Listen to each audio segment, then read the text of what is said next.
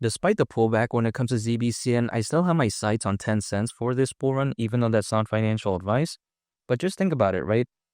A pullback, it's bound to happen. I even talked about it in one of my previous videos. Now, it's impossible to predict the exact moment in time, but when things pump up by that much in such a relatively short amount of time, a pullback is bound to happen. But it doesn't mean that the end goal is really going to be something too impossible, because I still have my sights again on 10 cents.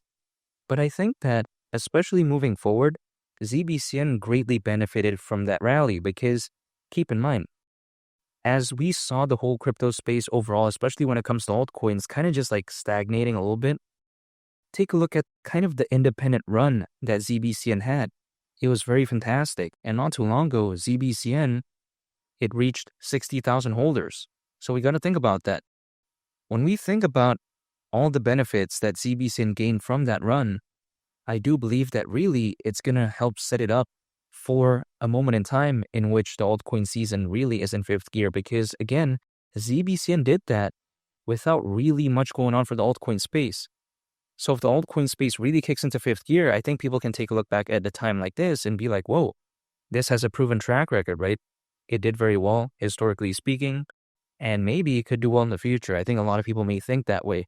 Just take a look at, for instance, something like XRP, something like XLM. They benefited greatly, right, from doing well in the past, because people, I felt like believed that, this project had some credibility.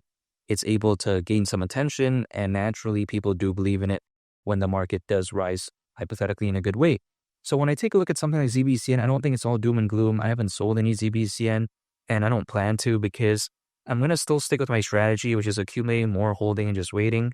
I get it, 10 cents is around a 24x from here. Not too long ago, it was around a 19x from here. So the price did drop, and could it go lower? Maybe, but there's only one thing I can control, which is myself, right? If I believe in a project for the long term, what I'm going to do is continue to accumulate, hold, and really wait for a fifth gear type of altcoin season, because I think what we saw when it comes to ZBCN was a small glimpse of what it could be moving forward.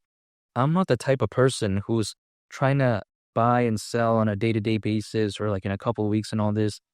I could try doing that, but it's just a little bit dangerous, because what happens if, let's say, I feel like, oh, this is the bottom and all this, I go all in and then the price drops, right? So there's a lot of like variables to that. Instead of doing that, I just accumulate, I hold, and I just wait. That's it. And I believe that when it comes to something like ZBCN, the fact that it was able to have that run with, again, recently just crossing 60,000 holders, that was very impressive. Many altcoins out there with over 100,000 holders, over 150,000, they weren't really doing anything. So the way to take a look at it is that ZBCN is very impressive for what it did.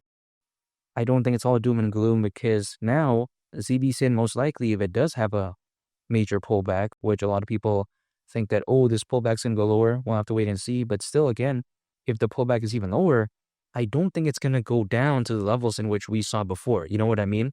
So yes, it was kind of low. It pumped.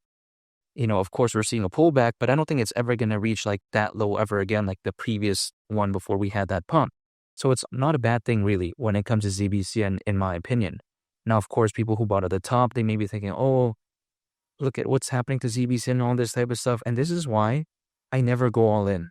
I just dollar cost average. I've been saying this throughout this whole time, by the way. Again, just accumulating, holding, and just waiting, because it's really difficult to predict the market in the medium term. Like when ZBCN had that pump, I wasn't expecting it to happen that soon. Like I believed it could do hypothetically well, but I didn't know it would be that soon, right?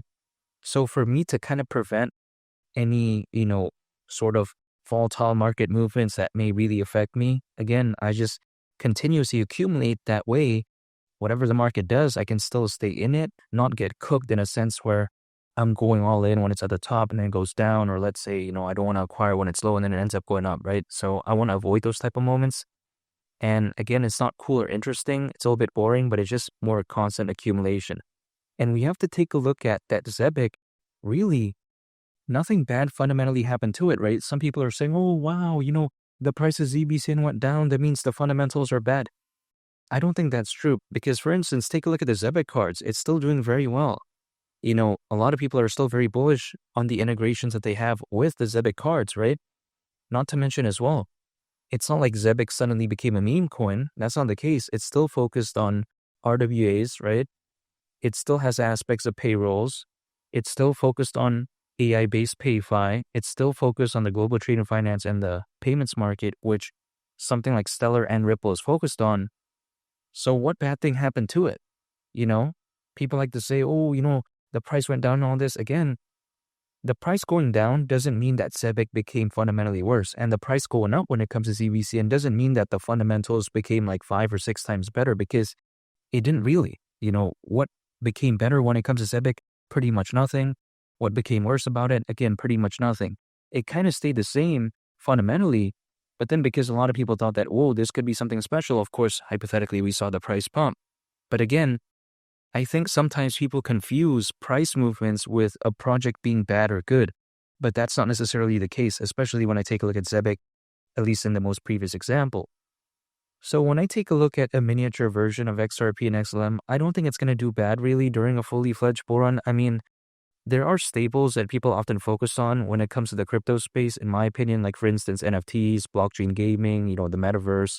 We take a look at DeFi, NFTs, AI, right? Meme coins, people like that. But also people in some cases do love projects that are very similar to like a Ripple and Stellar, which Zebec exactly is. And we have to take a look at how a lot of people out there are anticipating that Solana could do very well during a fully fledged bull run. It's already proven itself time and time again. Solana has great adoption, and I don't see why it would do bad moving forward. And if we consider the close ties that something like Zebec has with Solana, I think Solana doing well during a fully fledged bull run is really going to greatly benefit this. So I think the future is far from over when it comes to ZBCN, not to mention Solana Ventures is one of the investors in Zebec. So that's amazing, right? So when I take a look at Zebec, it's still very amazing. It's not bad in my opinion. The fact that ZBCN was even able to do that at a time where altcoins weren't doing that great, that was really so fantastic already. Nothing to be ashamed of in my opinion when it comes to ZBCN, at least for me. I don't think it's bad. As a worst case scenario, usually altcoins, they typically peak around 18 months after a Bitcoin halving event. And the last Bitcoin halving event, as a lot of people probably know, happened in April of last year. So 18 months from then is actually around October this year. So if we think about that, there might not be too much time, people may feel like, but in the world of cryptocurrencies, things move very quickly. Take a look at how fast ZBCN moved, right? Not too long ago. So if we give it 4 more months, let's say, and there's a moment somewhere in there that altcoins really start turning in a positive way, man, I feel like what we saw back then could very well just be a lot better, maybe in a very fantastic way. But of course, that October timeline is just based off history, right? There's no way to exactly tell this time around. But in my opinion, things usually wake up when we least expect it to do so. Could history be different this time around? Maybe. But the way the market is heading as of right now, the way when I take a look at a bunch of altcoins out there having a pretty okay recovery, the way that I'm seeing, Bitcoin holding strong at above $100,000, I don't see why not, especially if the momentum really picks up, especially if that retail FOMO really comes in, especially like back in 2021, but let's say a lot better. Man, it's just a waiting game. That's it. It's a game of patience. And make sure to subscribe if you gain value from this video. I'd greatly appreciate it. It's only the captain. I'll catch y'all on the next one. I'm out. Peace. Bye.